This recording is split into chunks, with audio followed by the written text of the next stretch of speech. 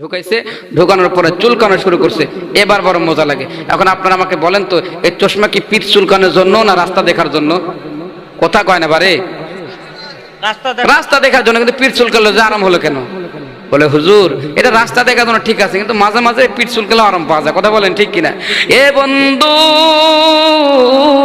আমার আল্লাহ কোরআনুল কারীমের প্রথম দিকে বলে দিন হুদাল লিল মুত্তাকিন, এই কোরআন তোমাদেরকে রাস্তা দেখাবে। তবে মাঝে মাঝে ওই কোরআন পড়ে যদি অসুস্থ মানুষের উপরে ফু দেওয়া হয় আর মরা মানুষের কাছে যদি পড়া হয়, কোরআনের বরকতে ওই মানুষটারও বড় আরাম লাগে। কোরআন আসলেই চশমার মতো আমাদেরকে রাস্তায় দেখা দিবে, কিন্তু মাঝে মাঝে ঝাড়া ফু দিলেও বরকতে কাজ হবে। কথা বলেন ঠিক কিনা? এ বাজান রে, এটা এমন একটা কিতাব যে কোরআনকে আপনি যেই প্রশ্ন করবেন সেই প্রশ্নের উত্তরই কিন্তু আপনি পেয়ে যাবেন। যেই সমস্যায় পড়েন না কেন সকল সমস্যার সমাধান কোরআন দিয়ে দিবে। কথা বলেন ঠিক কিনা? এই জন্য একটা স্লোগান আছে, সব সমস্যার সমাধান দিতে পারে আল কোরআন। কথা বলেন ঠিক কিনা? এই জন্য স্লোগানটা দিতে হবে। সবাই বলে আমার সাথে একটু স্লোগান দেন, সব সমস্যার সমাধান। কি সন্দেহ হয় আপনাদের? এ বন্ধু শুনে রাখেন, কোরআনের পক্ষে থেকে যারা দুনিয়াতে কোরআনের স্লোগান দিবে, কোরআনের পক্ষে থাকবে, এই কোরআন কিয়ামতের ময়দানে তাদের পক্ষে সাক্ষী হয়ে তাদেরকে জান্নাতে পাঠাবে। তারপরে কোরআন খেলতে হবে। কথা বলেন ঠিক কিনা? এই জন্য দুই হাত উঁচু করে তাকবীর দিতে হবে, কোরআনের পক্ষে থাকতে হবে। সব সমস্যার সমাধান, সব সমস্যার সমাধান। আসেন, সব সমস্যার সমাধান দিতে পারে। কথা বলেন ঠিক কিনা? এ বন্ধুরে, ও আমার বগুড়ার বাবাজিরা রে, সব সমস্যার সমাধান কোরআন দিতে পারে। আসেন, সব প্রশ্নের উত্তর কোরআন দিতে পারে। একবার কয়েকজন কাফের খলিফাতুল মুসলিমিন হযরত ওমর রাদিয়াল্লাহু তাআলা আনহুর কাছে গেলেন। যাবার পরে ডাক দিয়ে বলতেছে, ওমর, আমরা শুনেছি তোমাদের কাছে নাকি একটা কিতাব আছে, একটা বই আছে, যে কিতাবের নাম হলো আল কোরআন, যে কিতাবের মধ্যে নাকি সব প্রশ্নের উত্তর আছে। ওমর, আমরা কাফেররা তোমাকে 4টা প্রশ্ন করব, তুমি যদি এই কোরআন থেকে 4টা প্রশ্নের উত্তর দিতে পারো, তাহলে আমরা কাফেররা তোমার হাতে হাত দিয়ে কালিমার মালা গলায় পরে নিব। আর তুমি যদি উত্তর দিতে না পারো, তাহলে তুমি কি করবা বলো? খলিফাতুল মুসলিমিন হযরত উমর ডাক দিয়ে বলতেছে, শোনো, আমি উমর যদি উত্তর দিতে না পারি, তাহলে আমি উমর বলতেছি আমি ইসলাম ধর্ম ছেড়ে কাফির হয়ে যাব। এ বন্ধুরে, এবার খলিফাতুল মুসলিমিন ডাক দিয়ে বলতেছে, ঠিক আছে ঠিক আছে, তোমাদের 4টা প্রশ্ন বলো, আমি আল্লাহর কোরআন থেকে উত্তর দিয়ে দিব। এ বন্ধুরে, আসলে কাফেররা ইসলাম ধর্ম গ্রহণ করার জন্য যায় নাই, গেছে আমাদের কোরআনকে অপমান করতে এবং খলিফাতুল মুসলিমিনকে অপমান করে ইসলাম থেকে বাহির করে কাফের বানানোর জন্য। এখানে অনেক কথা ছিল, সংক্ষেপ করে দিলাম কারণ সময় আমি বেশি নিব না। এ বাজান রে, এবার খলিফাতুল মুসলিমিন ডাক দিয়ে বলতেছে, ঠিক আছে ঠিক আছে, তোমাদের 4টা প্রশ্ন আমাকে বলে দাও, আমি আমার কোরআন থেকে 4টা প্রশ্নের উত্তর দিয়ে দিব। এবার কাফের বেঈমানরা ডাক দিয়ে বলতেছে, ওমর, আমাদের 1 নাম্বার প্রশ্ন হলো, এই পৃথিবীর জমিনে এমন কোন 2 ভাই ছিল যে 2 ভাই পৃথিবীর জমিনে একসাথে জন্মগ্রহণ করেছে, একসাথে মৃত্যুবরণ করেছে, কিন্তু কিতাব বলে, ইতিহাস বলে, তারা 2 ভাই একজনের চাইতে আরেকজন 100 বছরের বড়। এবার আবার গভীর মনোযোগ দিয়ে শুনেন, 2 ভাই একসাথে জন্মগ্রহণ করেছে, একসাথেই পৃথিবীর জমিন থেকে বিদায় নিয়েছে, কিন্তু কিতাব বলে, ইতিহাস বলে যে একজন ভাই আরেকজন ভাইয়ের চাইতে 100 বছরের বড়। একটু আওয়াজ দিয়ে বলেন না কত বছরের বড়? খলিফাতুল মুসলিমিন হযরত উমর ডাক দিয়ে বলতেছে, এ কাফেরের দল, ঠিক আছে ঠিক আছে আমি বুঝলাম, ঠিক আছে তোমাদের 1 নাম্বার প্রশ্ন আমি বুঝলাম, 2 নাম্বার প্রশ্ন কি বলো? এবার ডাক দিয়ে বলতেছে, আমাদের 2 নাম্বার প্রশ্ন হলো, পৃথিবীর এমন কোন জায়গা আছে যে জায়গাতে সূর্যের আলো শুধুমাত্র একবার পড়েছে আর কোনোদিন সূর্যের আলো পড়ে নাই? ওই জায়গা সম্পর্কে আমাদেরকে বলে দিতে হবে। খলিফাতুল মুসলিমিন হযরত ওমর ডাক দিয়ে বললেন, ঠিক আছে 3 নাম্বার প্রশ্ন বলো। এবার কাফের বেঈমানরা ডাক দিয়ে বলতেছে, ও খলিফাতুল মুসলিমিন হযরত ওমর, আমাদের 3 নাম্বার প্রশ্ন হলো যে এই পৃথিবীর জমিনে এমন কোন কবর ছিল যে কবরটা জীবিত? সুবহানাল্লাহ পড়েন। এবং বড় আশ্চর্যের বিষয় হলো এই কবরের মধ্যে যে লাশটা ছিল সেই লাশটাও জীবিত। সুবহানাল্লাহ বলেন। আর আশ্চর্যের বিষয় হলো জীবিত কবর, জীবিত লাশটাকে নিয়ে এই পৃথিবীর জমিনে ঘোরাফেরা করেছে। সেই কোন কবর আর কোন লাশ আমাদেরকে সেই সম্পর্কে তোমার বলে দিতে হবে। খলিফাতুল মুসলিমিন হযরত ওমর ডাক দিয়ে বললেন, ঠিক আছে ঠিক আছে তোমাদের 4 নাম্বার প্রশ্ন বলো। ডাক দিয়ে বলতেছে, আমাদের 4 নাম্বার প্রশ্ন হলো, পৃথিবীর এমন কারাগার যে কারাগারের মধ্যে কয়েদি থাকে, ওই কয়েদিকে বাহির থেকে কোনো খাবার দেওয়া যায় না। আরো বড় আশ্চর্য হলো, ওই কয়েদি নিঃশ্বাস নিতেও পারে না, নিঃশ্বাস ফালাইতেও পারে না। কিন্তু বড় আশ্চর্যের বিষয় হলো ওই কবর, ওই কারাগারের মধ্যে কয়েদি জীবিত থাকে। তাহলে প্রশ্ন করেছে কয়টা? 4টা প্রশ্ন যখন করছে, খলিফাতুল মুসলিমিন হযরত ওমর মাথা ঘুরে গেছে। হায় রে হায়, এত কঠিন প্রশ্ন করছে, আমি খলিফাতুল মুসলিমিন এই 4টা প্রশ্নের উত্তর কেমন করে দিব? আসলে কথা হলো, খলিফাতুল মুসলিমের কাছে কঠিন মনে হলেও কোরআনের কাছে কোনো প্রশ্নই কঠিন নয়। কথা বলেন ঠিক কিনা? কারণ আমরা জেনেছি সব সমস্যার সমাধান দিতে পারে আল কোরআন। কথা বলেন ঠিক কিনা? সমাধান চাও যদি জীবনে মরণে, ফিরে যাও খুঁজে নাও চোখ রাখো কোরআনে। সমাধান চাও যদি জীবনে মরণে, ফিরে যাও খুঁজে নাও চোখ রাখো কোরআনে। তবেই পাবে সুখ শান্তির ঠিকানা, তবেই পাবে সুখ শান্তির ঠিকানা, যদি মেনে নাও তুমি মনে প্রাণে সমাধান। ও সমাধান, সমাধান চাও যদি জীবনে মরণে, ফিরে যাও খুঁজে নাও চোখ রাখো কোরআনে। এ বাণী সকলের নয় শুধু মুমিনের, যারাই চলবে মেনে ফল পাবে কোরআনের। এ বাণী সকলের নয় শুধু মুমিনের, যারাই চলবে মেনে ফল পাবে কোরআনের। ঘরে বলো বা রাষ্ট্রে বলো, ঘরে বলো বা রাষ্ট্রে বলো, অশান্তি দূর করে শান্তি আনে সমাধান। সমাধান চাও যদি জীবনে মরণে, ফিরে যাও খুঁজে নাও চোখ রাখো কোরআনে। আল্লাহু আকবার। এ বন্ধু, এ আমার নন্দীগ্রামের ভাইরা রে, কোনো দিকে নজর দিবা না। আর অল্প সময় বয়ান করবো, আপনারা কি থাকবেন? বিরক্ত হচ্ছেন? চলবে তো ইনশাল্লাহ? কয়টা বাজতেছে? 10টা বাজতেছে। যদি 10:30 পর্যন্ত সময় লাগে দেবেন তো ইনশাল্লাহ? তার চাইতে যদি বেশি লাগে তাও রেডি আছেন না?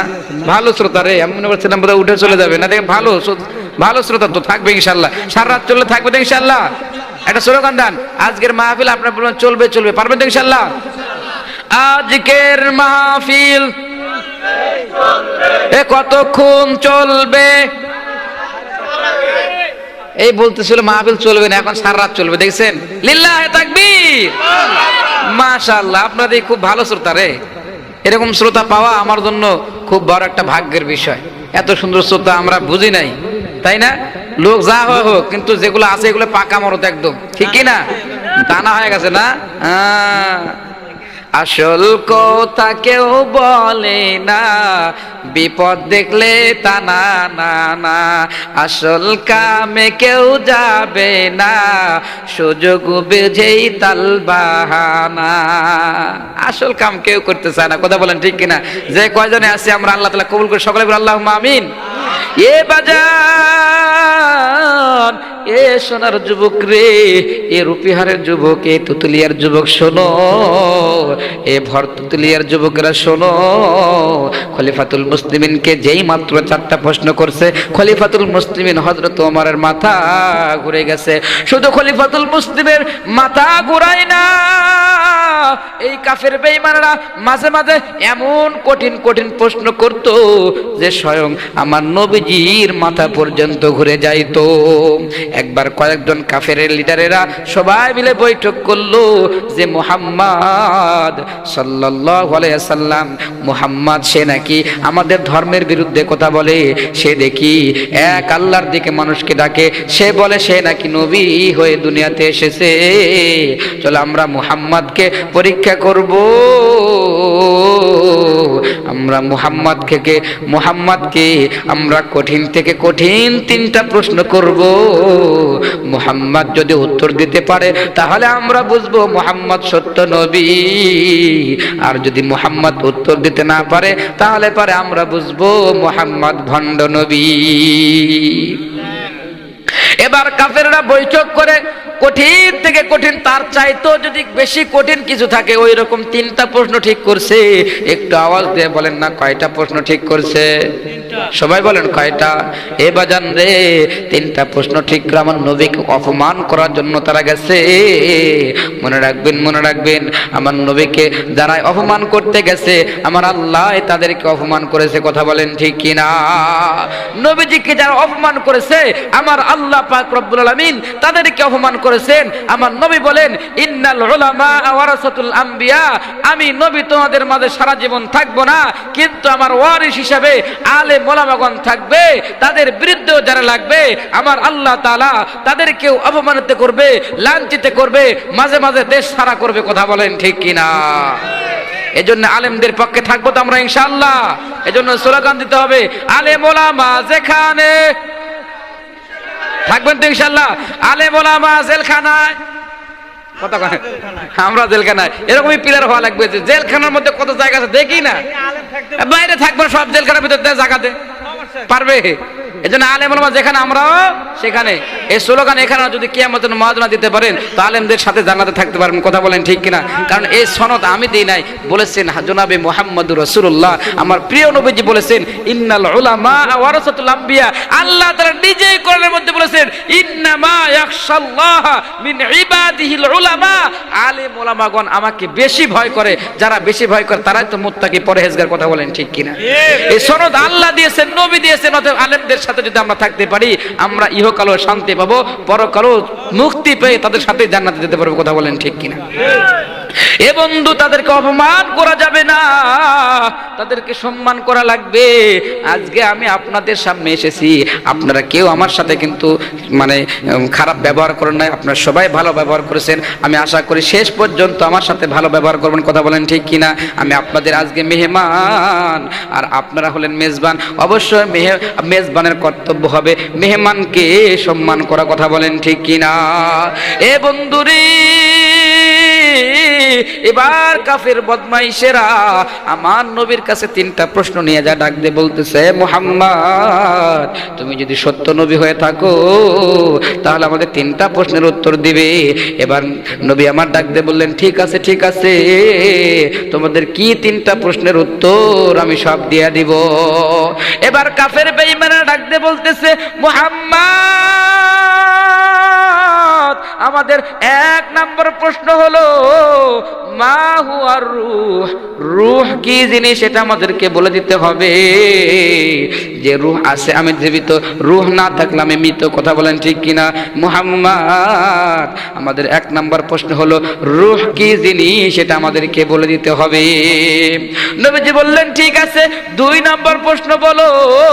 কাফের বেঈমানরা ডাক দিয়ে বলতেছে আব্দুল্লাহ ছেলে মুহাম্মদ, আমাদের 2 নম্বর প্রশ্ন হলো যে তামাম পৃথিবী সফর করেছিল কোন ব্যক্তি, ওই ব্যক্তির নাম এবং তার বর্ণনা আমাদেরকে দিয়ে দিতে হবে। নবীজি বললেন ঠিক আছে, তোমাদের 3 নম্বর প্রশ্ন বলো। এবার কাফের বেঈমানেরা ডাক দিয়ে বলতেছে আমাদের 3 নম্বর প্রশ্ন হলো আসহাবে কাফের মধ্যে কি ঘটনা ঘটেছিল, আসহাবে কাফের সেই ঘটনা সেই বর্ণনা আমাদেরকে শুনায়া দিতে হবে। কাফের বেঈমানরা মনে করছে আমার নবী তো দুনিয়ার কোন স্কুলে পড়ে নাই, পড়ছে নাকি? দুনিয়ার কোন মানুষের কাছে পড়ে নাই, কিন্তু তাদের জানা নাই যে আমার নবীজি সাল্লাল্লাহু আলাইহি সাল্লাম যে যিনি সব মানুষকে জ্ঞান দান করেন, সেই জ্ঞান দাতারও যিনি জ্ঞান দাতা তিনার কাছে পড়েছেন, তিনি হলেন রব্বুল আলামিন আল্লাহ। কথা বলেন ঠিক কিনা? এ বন্ধু, আমার নবী ডাক দিয়ে বললেন তোমাদের 3টা প্রশ্নের উত্তর আমি দিয়ে দিব, তবে আজকে না, আজকে নয়, আগামীকাল তোমরা আসিও, আমি তোমাদের 3টা প্রশ্নের উত্তর দিয়ে দিব। কারণ আমার নবীর সেই মুহূর্তে 3টা প্রশ্নের উত্তর জানা ছিল না, কারণ আমার আল্লাহ না জানাইলে নবী জানে না। কথা বলেন ঠিক কিনা? আর আল্লাহ কিছু না বললেও নবী নিজের থেকে কিছু বলে না। মোহাম্মদ হারগিজ না গুফতা, তা না গুফতা জিবরাইল, জিবরাইল হারগিজ না গুফতা, তা না গুফতা রব্বুল জলিল। আল্লাহু আকবার। আমার নবীজি 3টা প্রশ্নের উত্তর দিবে। কবে বলছে? কবে দিবে? প্রশ্নের উত্তর দিবে কবে? আগামীকাল। তাহলে এখন বাদ থাকে আগামীকাল। মাহফিল তো 3 দিন ব্যাপী না, আগামীকালও চলবে।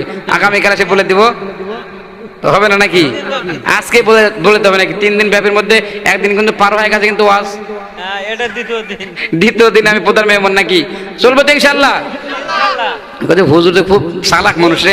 আর ওরে আল্লাহ, মানে জবাব পাবি, মানে 3 দিন মাহফিল 3 দিন থাকলে একদিন তো হবে নাকি বলেন? বক্তা বক্তা মারামারি লাগাতেন। কালকে দেখা গেল যখন 4-5টা চলে আসলো, তখন কি হচ্ছে? আপনারা বুঝবেন সেটা। আমাদের চালাক আছে রে, খুব কঠিন চালাক মানুষ দেখার দেখি, কিন্তু আমার গলার খুবই অবস্থা খারাপ, বুঝছেন? আর মাইকের যে অবস্থা দেখতেছেন আল্লাহর রহমতে, হ্যাপি সুন্দর মাইক। যাই হোক, যা আছে এটাই আলহামদুলিল্লাহ, নাকি বলেন? ভাগ্যে যা জুটেছে, ভাগ্যে আছে হার, কি করবে চাচা সাকিদার, নাকি বলেন? কপালে আছে মরিচ পুরা, দাওয়াতে গেল, মানে ভাগ্যে জুটে না গোস্তের বোরা, ওই ভাত খালাকে মরিচ পুরা। কথা বলেন ঠিক কিনা? ভাগ্যে যা তাই হবে। কথা বলেন ঠিক কিনা? আসেন রে বন্ধু, আর দীর্ঘ করবো না, সময় শেষ হয়ে যাচ্ছে। শেষ করে দেবো? শেষ করে চায় না রে। আল্লাহু আকবার, আল্লাহু আকবার। আসেন আসেন, এবার আলোচনা শুরু করে দিই। আমার নবী বললেন আগামীকাল এসো, আমি তোমাদের 3টা প্রশ্নের উত্তর দিয়ে দিব।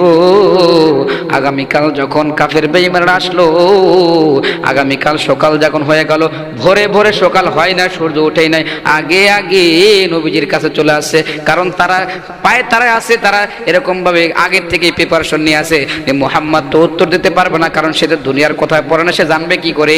অতএব আমরা চলো চলো যাই, তাড়াতাড়ি করিয়া মুহাম্মদকে ধরে আমরা অপমান করব। দেখবেন এমন কিছু মানুষ আছে যে সব সময় মানুষের পিছনে লাগে, ওই মানুষের পিছনে লাগতে লাগতে নিজের ঘুম নিজে হারাম করে ফেলায়। কথা বলেন ঠিক কিনা? রাত জাগে, রাত জেগে জেগে মানুষের পিছনে লাগে। কথা বলেন ঠিক কিনা? এমন মানুষ আছে না নাই? আর আপনাদের পিছনে না লাগতে পারে, আমাদের পিছনে অনেক মানুষ লাগে। কথা বলেন ঠিক কিনা? আমি ইমাম, আমার পিছনেই নামাজ পড়ে, আবার বাইরে যা আমার বদনাম করে। কথা বলেন ঠিক কিনা? আবার অনেকে আছে যে এক ওয়াক্ত নামাজ পড়ে না, সারা জীবনও মসজিদে যায় না, ঈদের নামাজে পড়ে না, এমন কি উষ্টা খায় যে পশ্চিম দিকে পড়বে তা পড়ে না, উষ্টা খায় পাকড়া অন্য দিক পড়ে, যদি অন্য দিক পড়ে তার পশ্চিম দিক পড়ে না, এমনও মানুষ আছে কিন্তু ও ইমাম তাড়ানোর জম। কথা বলেন ঠিক কিনা? ওর কোথায় দেখবেন যে ইমাম যায় আর আসে। কথা বলেন ঠিক কিনা? এখন আমার কথা হলো যে ভাই, আপনারা যে এতই ভালো মানুষ হলেন, তাহলে 10টা ইমাম পাল্টিল, 10টা মানুষই খারাপ। কথা কয় না তো? ইমাম সাহেব আরেক জায়গায় যায়, তার 5-7 বছর চাকরি করতেছে, খারাপ হলে তো রাখলো কেন? হ্যাঁ, তো খারাপ কে? কথা কয় না রে, হচ্ছে হুজুর আমারে কেমন বাদ দিচ্ছেন, নিজের কথা নিজে কয় না। ওই তো আগে বললাম না, আসল কথা কেউ বলে না, বিপদ দেখলেই তা না না না, আসল কামে কেউ যাবে না, সুযোগ বুঝেই তাল বাহানা। আসল কথা কেউ কবার চায় না, কথা বলেন ঠিক কিনা? আসলে মূলত হলো ইমাম সাহেব যারাই আছে সব ইমাম খারাপ না, দুই একটা হয়তো বা খুঁজে পাওয়া যেতে পারে, তারপরেও ইমাম সাহেবের অতটা খারাপ হয় না। তারপরে ইমাম পাল্টে কিসে? কারণ হলো ওই সমাজের মধ্যে কিছু সুদখোর, গাঁজাখোর, মদখোর, ইয়াবাখোর আমার নবীর দুশমনরা বাস করে, যারা ইমামের পিছনে লেগে ইমাম সাহেবকে তারা ইমাম সাহেবকে অপমান করে, কথা বলেন ঠিক কিনা? কিন্তু শেষ বয়সে দেখবেন ওদের এমন পরিস্থিতির এমন অবস্থা হয় যে মানুষের কাছে দোয়া ভিক্ষা চায়, কথা বলেন ঠিক কিনা? এই জন্য ইমামের পক্ষে থাকবো, ইমামের বিরুদ্ধে যাওয়া যাবে না। এ বন্ধু, আমার নবীজির পেছনে লাগছে কাফেররা নবীজিকে অপমান করবে, রাত্রে ঘুমায় নাই, খালি তাকায় আছে কখন একটু সলক হবে তখনই আমরা যাব। একটু আলো যখন হইছে, সূর্য উঠে নাই, তাড়াতাড়ি করিয়া নবীর দরবারে গেছে নবীকে অপমান করার জন্য। এবার কাফের বেঈমানেরা ফজরের নামাজের পরে যখন আমার নবীর বাড়ির সামনে ভিড় করছে, ডাক দিয়ে বলতেছে, মুহাম্মদ সাল্লাল্লাহু আলাইহি ওয়াসাল্লাম, আমরা তোমাকে তিনটা প্রশ্নের উত্তর, আমরা তোমাকে তিনটা প্রশ্ন করেছি, আজকে তুমি আমাদের তিনটা প্রশ্নের উত্তর দিবা, তাড়াতাড়ি করে আমাদের তিনটা প্রশ্নের উত্তর তুমি দেয়া দাও। নবী আমার ডাক দিয়ে বললেন, কাফেরের দলেরা, আমি নবীর কাছে আল্লাহর পক্ষ থেকে কোনো ওহী আসে নাই, আজকেও আমি তোমাদের তিনটা প্রশ্নের উত্তর দিতে পারবো না। যেই মাত্র বলছে আমি আজকে উত্তর দিতে পারবো না, পিছন দিক থেকে কিছু আতি নেতা, পাতি নেতা আর কিছু বদমাশ সালপেরা একদম লাভ দিয়ে দাঁড়ায় বলতেছে, মুহাম্মদ ভণ্ড নবী, জোরে কর নাউজুবিল্লাহ। এমন আতি নেতা আর পাতি নেতা আর বদমাশ গুলোর তাপ জ্বালায় দেখবেন সমাজ নষ্ট, গ্রাম নষ্ট, দেশ নষ্ট হয়, কথা বলেন ঠিক কিনা? বিশৃঙ্খলা করে কি করে না? বদমাশগুলো, শয়তানের দলগুলো বিশৃঙ্খলা করে সমাজ নষ্ট করে, গ্রাম নষ্ট করে, ইউনিয়ন নষ্ট করে, এরপরে থানা, গ্রাম, মহল্লা সব নষ্ট করে, দেশটাকে তছনছ করে ফেলায়, কথা বলেন ঠিক কিনা? এর বদমাশ এগুলো। ওরা তো আমার নবীজির শান বুঝে না, ওরা আমার নবীকে অপমান করতে চায়, কিন্তু আমরা আমার নবীকে দিল প্রাণ দিয়ে ভালোবাসি, কথা বলেন ঠিক কিনা? রহমাতুল লিল আলামিন নবী, রহমাতুল লিল আলামিন নবী, কোরআনে প্রমাণ, আশিক বিনে কে বুঝিবে আমার দয়ার নবীর শান। রহমাতুল লিল আলামিন নবী, রহমাতুল লিল আলামিন নবী, কোরআনে প্রমাণ, আশিক বিনে কে বুঝিবে আমার দয়ার নবীর শান। নবী আমার মদিনারি বুলবুল, আমার আল্লাহ প্রেম করিয়া নামটি দিলেন হাবিবে রাসূল।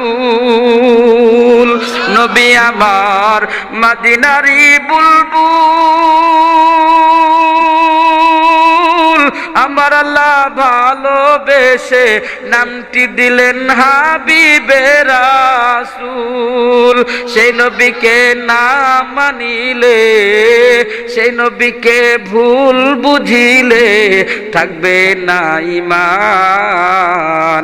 আশিক বিনে কে বুঝিবে আমার দয়ার নবীর শান।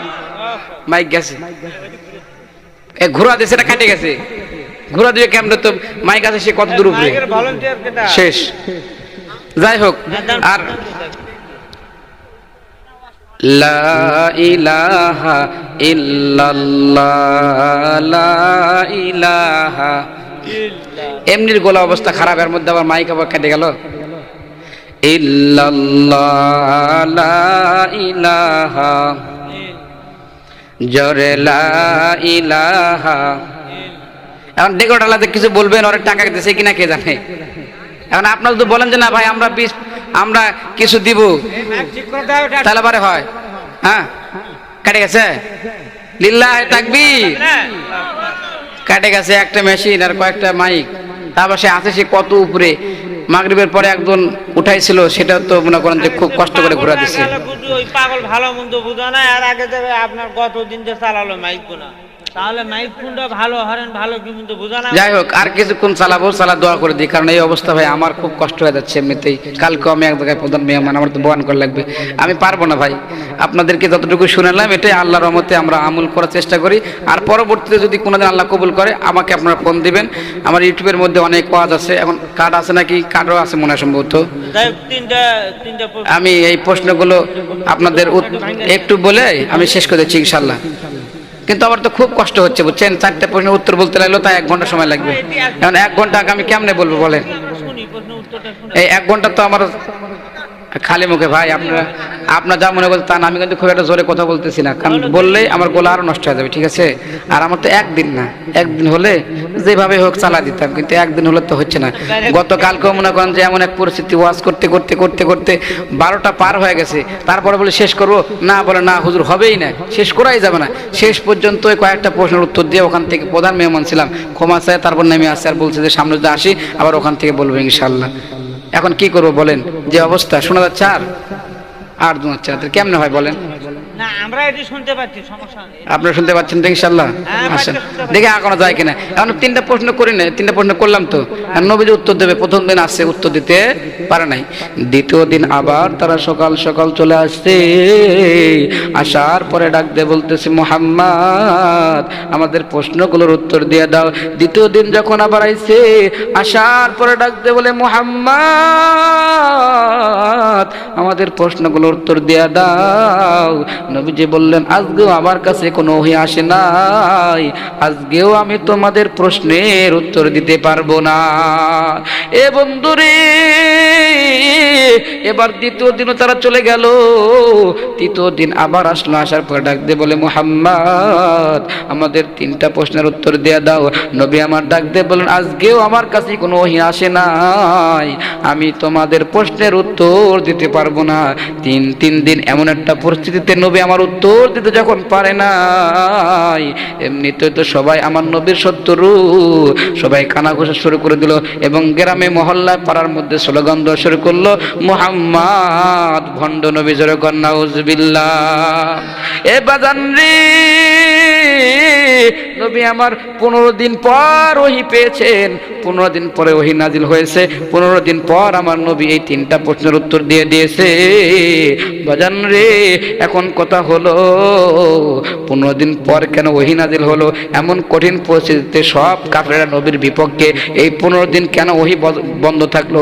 এর পেছনে একটা কারণ আছে, সেই কারণটা আমি বলে দেব। আমার নবীর ছোট্ট একটা মিস্টেক হয়ে গিয়েছিল। আসলে নবীদের ভুল হয় না, নবীদের মিস্টেক হয়ে যায়। আল্লাহ তাআলা নিজে একটা মিস্টেক করা দিয়েছেন, যার কারণে 15 দিন পর্যন্ত ওহী বন্ধ ছিল। এরপরে 15 দিন পরে ওহী নাজিল হয়েছে। আমার নবীজি 3টা প্রশ্নের উত্তর দিয়ে দিয়েছে। এই 3টা প্রশ্নের উত্তর নবী কাফেরদেরকে দিয়েছে, আমি আপনাদেরকে শোনায়া দিব। 3টা প্রশ্নের যখন উত্তর আমি দিয়ে দিব, মাঝখান থেকে 2টা খবর আপনারা পেয়ে যাবেন। এই 3টা প্রশ্নের উত্তরও শেষ হবে, আরো 2টা খবর পাবেন যে পৃথিবীর জমিনে একটা মানুষ ছিল, ওই মানুষটা জাহান্নামে যাবে, যাবার সময় একটা কুকুরের রূপ ধারণ করে কুকুর হয়ে জাহান্নামে যাবে। আর একটা পৃথিবীর জমিনে একটা কুকুর ছিল, ওই কুকুরটা একটা আমল করছিল, ওই একটা ভালো আমল করার কারণে আমার আল্লাহ তাআলা ওই কুকুরকে জান্নাতে দিবে। তখন ওই মানুষটার সুরত ধরাইয়া মানুষ বানাইয়া আল্লাহর জান্নাতে দিয়ে দিবে। ওই কুকুরটা কি আমল করছিল? এই 3টা প্রশ্নের ভিতর দিয়া ওই কুকুরের আমলটাও বাহির হয়ে যাবে। এ বন্ধু, আগে ওমর ফারুককে করেছে 4টা প্রশ্ন, আর এখন আমার নবীকে করেছে 3টা প্রশ্ন। কয়টা হলো? আর আমার মা বোনরা মাইকের আওয়াজ শুনতে পাচ্ছে, আমার মা বোনদের জন্য কিছু ওয়াজ করা দরকার। আমার মা বোনদের জন্য 4টা আমলের কথা বলবো। আমার কোনো মা বোন যদি 4টা আমল করতে পারে, এই 4টা আমল যদি কোনো মা বোন করতে পারে, তো হাসতে হাসতে আল্লাহর জান্নাতে সে প্রবেশ করবে। আগের 7 আর এখনকার 4 কত হলো? 7 4 কত হলো? বলেন কত হলো?